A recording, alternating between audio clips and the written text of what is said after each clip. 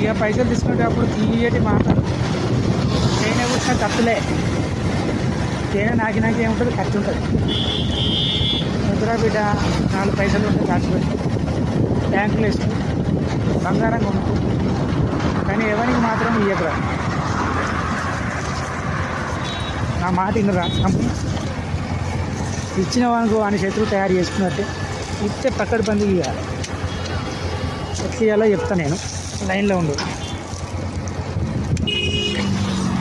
పైసలు తీసుకునేటప్పుడు మాత్రం మంచిగా కమ్మగా క్రియేట్ మాటలు చెప్పి బుట్టలు ఎత్తరే.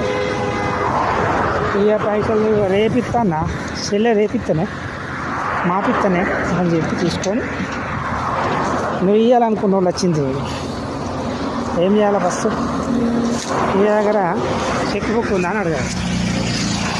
చెక్ బుక్ ఉంటే చెక్ మీద సంతకం పెట్టించుకొని ₹1,00,000 ఇస్తున్నావు అనుకో, ₹1,00,000 ₹1,00,000 రాబి రేపు అయ్యి ఇప్పుడు అయ్యి మాపడే అట్టి ఫస్టే కట్టుకో.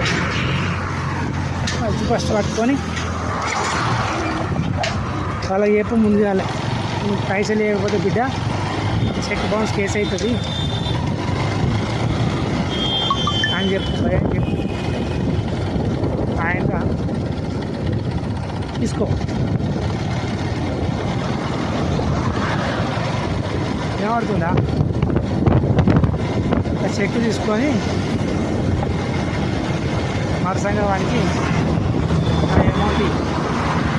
అమౌంట్ ఇచ్చినప్పుడు లక్ష్మీదేవి నాకు డబ్బులు ఎక్కువ అయితే లేవు, నేను మళ్ళీ నువ్వు రా, నాకు పట్టుకుంటా, వాడు ఏమైనా ఎడమడం చేస్తే నేను రప్పించుకుంటాను, నాకు ఎక్కువ ఏమైనా ఇస్తలేదు లక్ష్మీదేవి, వాడు ఆపదలో ఉన్నాడు, వాడిని ఆడుకోవడానికి ఇస్తున్నాడు, కాపాడు అని నేను చెప్పి నువ్వు లక్ష్మీదేవి వెళ్ళిపో తీసుకుంటే ఈ లక్ష్మీ దానం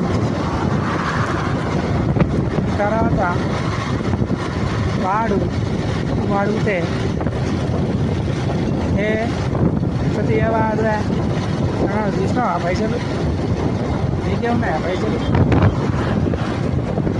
మస్తు చూసినాం మీ అజెంట్ వాళ్ళు ఇంతలేవా లేవు నారా ఉన్నప్పుడు ఇస్తుంది. నేను కట్టకపోతావా, నేను ఎక్కకపోతావా మాట మాట్లాడతాను.